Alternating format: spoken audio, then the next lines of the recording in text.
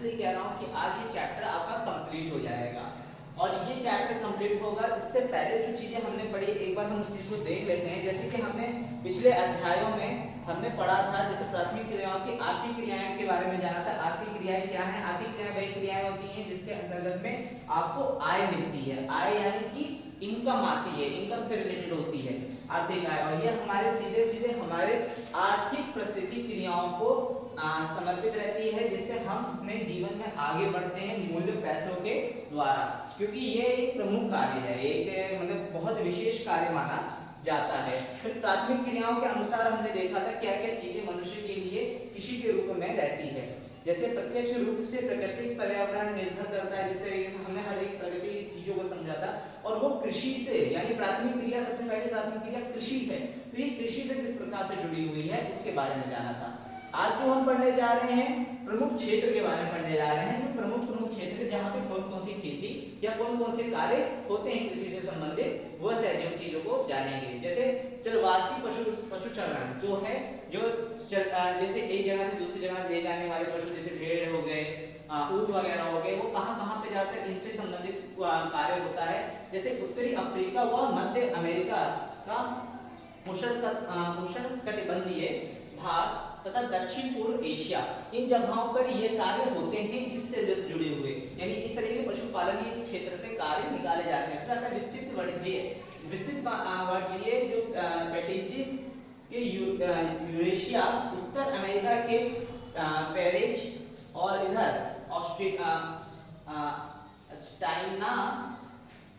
China के प्रम्पास, दक्षिण Africa का वेल्डेस, ऑस्ट्रेलिया का डाउन्स तथा न्यूजीलैंड के कैटलबेरी घास मैदान, इन जगहों पे विस्तृत वाणिज्यिक कार्य किया जाता है। उसके बाद आता है डेयरी कृषि। डेयरी कृषि यानी दूध कृषि, पशुपालन, ऐसे पशुओं का पालन जो हमें दूध देते हैं, जैसे गाय हो गई, भैंस हो गई, बकरी हो गई, तो ये उन पशुओं से संबंधित है। वो डेयरी का काम होता है जिसमें आपको जहाँ पे आपको पशु पाल करके उनके दूध से काम लिया जाता है। इसके सबसे बड़े व्यापारिक क्षेत्र हैं उत्तरी पश्चिमी यूरोप, कनाडा तथा न्यूजीलैंड व ऑस्ट्रेलिया। ये जो देश हैं ये अलग हैं जो डेयरी कृषि का सबसे बड़ा उद्योग का काम करते हैं। इन देशों के पास डेयरी से संबंधित बहुत काम होता है और ये पूरे विश्व में सबसे ज्यादा एक्सपोर्ट करने वाले देश माने जाते हैं जो डेयरी कृषि से संबंध रखते हैं।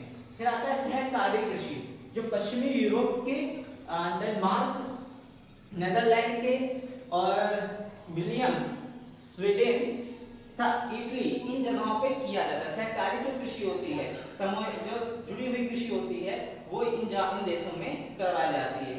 फिर आता है पुष्पोत्पादन। पुष्पोत्पादन यानी कि फूलों का उत्पादन। सबसे ज्यादा फूल बहुत बाजार में बिकते हैं, आप फूल वगैरह, बुके वगैरह बनवाते हैं, खरीदते हैं, किसी शादी में जाते तो आप बुके वगैरह यूज करते हुए लेकर जाते हैं। ये सब चीजें आती कहाँ से? जैसे लिली फूल्स, ये सब फूल्स कहाँ के? विदेशी फूल्स हैं। एक्चुअली ये फूल्स कौन से देशों से सबसे ज्यादा बनते हैं? उन देशों के, यहाँ पे नीदरलैंड, यूडिया, यानी कि इन जगहों पर ये फूलों का उत्पादन अधिक रूप से होता है। अब आता है आपका अगला उद्गम कृषि। उद्गम कृषि जो है कि उद्गम कृषि है, जो मुख्य फसलों की कृषि होती है, उद्गम कृषि कहलाई जाती है।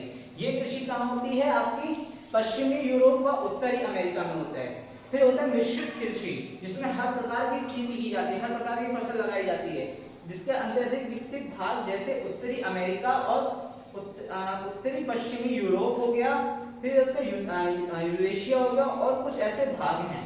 फिर होता है सामूहिक कृषि, जो एक जैसी कृषि जहाँ पे होती है, वो होता है सोवियत संघ में, यानी सोवियत संघ के जितने भी देश हैं उनके अंदर सामूहिक कृषि होती है, एक जैसी कृषि होती है। तो आज हमने ये चीजों के बारे में जाना और ये पर्यावरण हितों से संबंधित है, पूर्ण रूप से पर्यावरणिक कार्य है, जो कि पर्यावरण ही इन सब चीजों का कार्यरत माना जाता है। तो आज जो हमने क्लास पढ़ा है, आज क्लास इन पॉइंट्स को आपको अपनी बुक्स में डीपली पढ़ना है और इनसे संबंधित आपको नोट्स तैयार करने हैं। 5 पॉइंट्स तो मैंने यहाँ पे लिख ही दिया है और 2 पॉइंट्स मैंने नहीं लिखे हैं।